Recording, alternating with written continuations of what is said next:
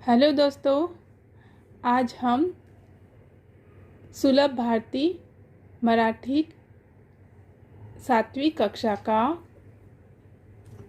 5वां लेसन पढ़ेंगे। लेसन का नाम है दादास पत्र। यह पत्र एक बहन जिसका नाम आयशा है, ये देखो यहाँ नीचे लिखा है, एक बहन अपने भाई को लिख रही है। यह 25 तारीख को लिखा गया है। लिख रही है, प्रिय दादा, सप्रेम नमस्कार। मराठी में दादा शब्द भाई के लिए यूज़ किया जाता है। मैं आपको नमस्कार करती हूँ। दादा, कालच मी सहलीला जाऊन आले। तो लिख रही है, भाई कल में सहलीला मतलब पिकनिक में, कल में पिकनिक जाकर आई। अरे इतकी मजा आली काय सांगू। इतना मजा आया कि क्या बोलूं। या महिन्यात विज्ञान केंद्रातर्फे आमच्या शाळेत पक्षासंबंधीची चित्रफित दाखवली। तो इस महीने हमारे स्कूल में, आमच्या शाळेत हमारे स्कूल में विज्ञान केंद्र की तरफ से पक्षी संबंधी पिक्चर दिखाई, डॉक्यूमेंट्री जिसको बोलते हैं, डॉक्यूमेंट्री शॉर्ट फिल्म दिखाई। ती पाहून आणि तेव्हा ताई दादांनी सांगितलेली माहिती ऐकून या वर्षी शाळेची सहल एखाद्या अभयारण्यातच न्यायाची असा हट्ट आम्ही शिक्षाजवळ धरला। तो उससे देखकर, उस डॉक्यूमेंट्री को देखकर, और वहाँ जो ताई दादानी मतलब हमसे बड़े जो स्टूडेंट थे, भाई बहन थे हमसे बड़े, उनसे हमको जो भी माहिती मिली, माहिती मतलब इन्फॉर्मेशन हमको जो भी मिली, उसे उसे सुनकर और उस पिक्चर को देखकर हम सब ने शिक्षकों के सामने ये हट रखी कि हमको भी किसी ऐसी ही एखादला मतलब किसी ऐसी ही अभयारण्यातच का मतलब होता है अभय। अभय मतलब जहाँ किसी का डर नहीं हो, और रन मतलब जंगल। तो ऐसा फॉरेस्ट का एरिया जिसे गवर्नमेंट की तरफ से प्रोटेक्शन मिला हो, विशेष जाति के जानवर या पक्षी रहते हैं जिसके समाप्त होने का खतरा होता है, तो गवर्नमेंट उस एरिया को प्रोटेक्टेड फॉरेस्ट डिक्लेयर कर देती है। इसे सेंचुरी कहते हैं। तो अभयारण्यातच का मतलब होता है सेंचुरी, और सेंचुरी का मतलब क्या होता है, जिसे गवर्नमेंट की तरफ से प्रोटेक्शन मिला हो, और वहाँ जिस विशेष जाति के जानवर या पक्षी रहते हैं उनको वहाँ किसी भी तरह का डर नहीं रहता है, कोई भी वहाँ उनका शिकार नहीं कर सकता है।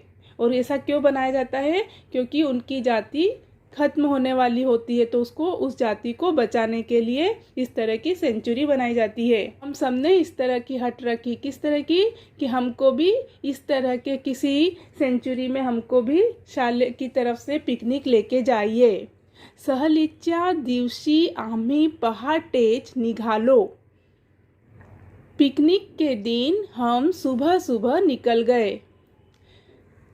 सोलापूर बार्शी मार्गावर 22 किलोमीटर अंतरावर असलेल्या नान्नज गावाजवळ मालढोक अभयारण्य आहे।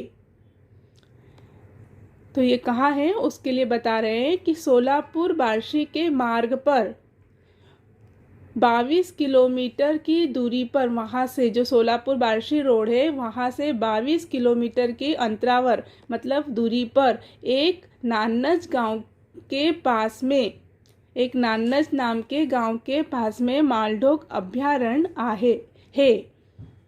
तो मालढोक का मतलब होता है, जिसे इंग्लिश में ग्रेट इंडियन बस्टर्ड के नाम से जाना जाता है। तो इस पक्षी की संख्या बहुत कम होने लगी है, इसलिए इसके प्रोटेक्ट करने के लिए ये सेंचुरी बनाई गई है। इसका नाम है मालढोक अभयारण्य। ठरलेल्या वेळी आम्ही तिथे पोहोचलो। तो जो समय हमको निर्धारित किया गया था उस समय पर हम वहाँ पहुँच गए। जो पहले से ही हमने निर्धारित किया था कि इस टाइम पे हमको पहुंचना है, तो हम उस टाइम पर पहुंच गए। अभयारण्यातून फिरत असताना सर सांगत होते की, तो वहाँ सेंचुरी में घूम रहे थे हम लोग, तब सर ने हमको बताया कि भारतातून नष्ट होण्याच्या मार्गावर असलेल्या मालढोक या अत्यंत देखण्या पक्ष्याला वाचवासाठी वन विभाग हे अभयारण्य घोषित केलेले आहे। तो क्या बोला कि भारत से नष्ट होने की कगार पर आ गया है और ये बहुत ही देखण्या पक्षाला वाचवा, तो ये बहुत ही देखने लायक पक्षी है, बहुत ही सुंदर पक्षी है। उसको बचाने के लिए, वाचवासाठी मतलब बचाने के लिए वन विभाग ने, वन मतलब फॉरेस्ट डिपार्टमेंट ने सेंचुरी घोषित किया है। मालढोक पक्षी शेतकऱ्याचा मित्र आहे। जो मालढोक पक्षी है वो किसानों का मित्र है। शेतकऱ्याचा मतलब किसान का मित्र है। क्यों? क्योंकि यह कारण शेतातील किड्यावर तो गुजराण करतो। तो ये जो पक्षी है ये खेत के जो कीड़े होते हैं उसको खाकर अपना गुजारा करता है। तो जो चूहे, छोटे छोटे जीव जंतु जो खेती को नुकसान करने वाले कीड़े होते हैं वो इनको खा लेते हैं। तो इस तरह से ये किसानों के मित्र हैं। हा पक्षी वर्षातून एकदाच अंडी घालत असल्याने त्याची संख्या कमी आहे। तो ये पक्षी की विशेषता क्या है उसके बारे में बता रहे हैं सर कि ये पक्षी वर्ष में एक बार ही अंडा देता है और इस कारण इनकी जो संख्या है वो कम है। शिवाय इतर प्राण्यांनी मालढोक पक्ष्यांची अंडी तुडवली तर संख्या आणखीनच कमी होते। और इसके अलावा जो दूसरे प्राणी होते हैं वो मालढोक पक्षी के अंडे को तोड़ देते हैं और उनको नुकसान पहुंचाते हैं, जिसके कारण भी संख्या कम होती जाती है। तो आगे वो लिख रही है, दादा आम्ही हा मालढोक पक्षी अगदी जवलून व निरखून बघितला। तो भाई हमने इस मालढोक पक्षी को अगदी, बहुत ही, जवलून नज़दीक से, व निरखून बहुत ही ध्यान से बघितला देखा। तो हमने इस मालढोक पक्षी को बहुत पास से और ध्यान से देखा। काय त्याचा रंग, क्या तो उसका रंग है, उसकी काय त्याची चोच मतलब क्या तो उसकी चोच थी। इतका देखना पक्षी मी यापूर्वी कधीही बघितला नव्हता। इतना सुंदर पक्षी मैंने पहले कभी भी नहीं देखा, ऐसा वो बता रही है। मालढोक पक्ष्याबरोबरच आम्ही चंडोल, मालटिटवी तसेच इतर पक्षीही पाहिले। तो वो बता रही है कि मालढोक पक्षी के साथ साथ हमने कौन कौन से पक्षी देखे, चंडोल, मालटिटवी, अलग अलग पक्षी भी हमने देखे। आमच्या शिक्षकांनी मालढोक पक्ष्यांचे फोटो कॅमेऱ्यात टिपले। तो हमारे जो शिक्षक थे उन्होंने उस मालढोक पक्षी का फोटो अपने कैमरे में लिए।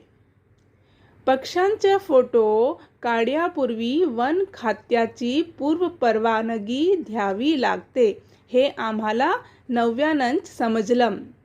क्या बोल रहे हैं कि पक्षी का फोटो निकालने से पहले वहाँ पे फॉरेस्ट डिपार्टमेंट जो था उससे उनको पहले ही परमिशन लेनी थी। ये हमको नई बात मालूम पड़ी। पक्षी हा संतुलित पर्यावरणाचा अविभाज्य घटक आहे। तो जो पक्षी होते हैं वो पर्यावरण को संतुलित करने के लिए बहुत ही महत्वपूर्ण घटक होते हैं। अविभाज्य मतलब उनको हम अलग नहीं कर सकते हैं। प्रदूषण टाळण्यात, बियांच वहन करण्यात त्यांची प्रमुख भूमिका असते। प्रदूषण को कम करने के लिए, बियांच मतलब बीजों को वो एक जगह से दूसरी जगह करने के लिए उनकी बहुत प्रमुख भूमिका है, इम्पोर्टेंट रोल वो प्ले करते हैं। हे आमच्या सरांनी सांगितलेलं आम्हाला पटलम। हमारे सर ने हमको जो भी बातें बताई है वो हमको समझ में आई। आमची सहल अविस्मरणीय झाली। अविस्मरणीय मतलब कभी भी हम भूल नहीं सकते हैं। तो जो हमारी जो पिकनिक हुई है, सहल हमारी जो पिकनिक हुई है वो हम कभी भी भूल नहीं सकते हैं। दादा, अभयारण्यातून फिरताना मला तुझी खूप आठवण आली। दादा, सेंचुरी में जब मैं घूम रही थी तो आपकी मुझे बहुत याद आई। क्योंकि आपको भी पक्षी बहुत अच्छे लगते हैं ना, इसलिए मुझे आपकी भी बहुत याद आई। इकडे मी, आई, बाबा मजेत आहोत।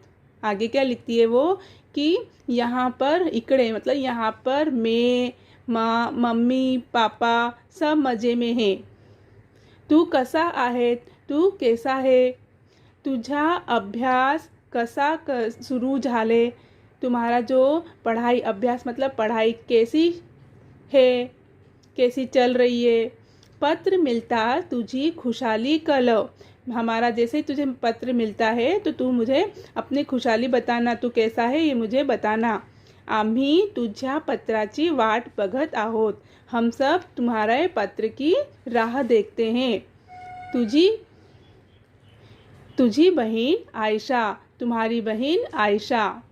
तो इस तरह से ये एक बहन ने अपने भाई को पत्र लिखा है। भाई शायद पढ़ने के लिए बाहर गया है तो उसने अपना इस तरह का पत्र लिखा है। बच्चों, तुम लोगों को सब समझ में आया होगा। अगर अच्छा लगा, तुमको समझ में आया तो प्लीज़ लाइक करिएगा। Okay, bye.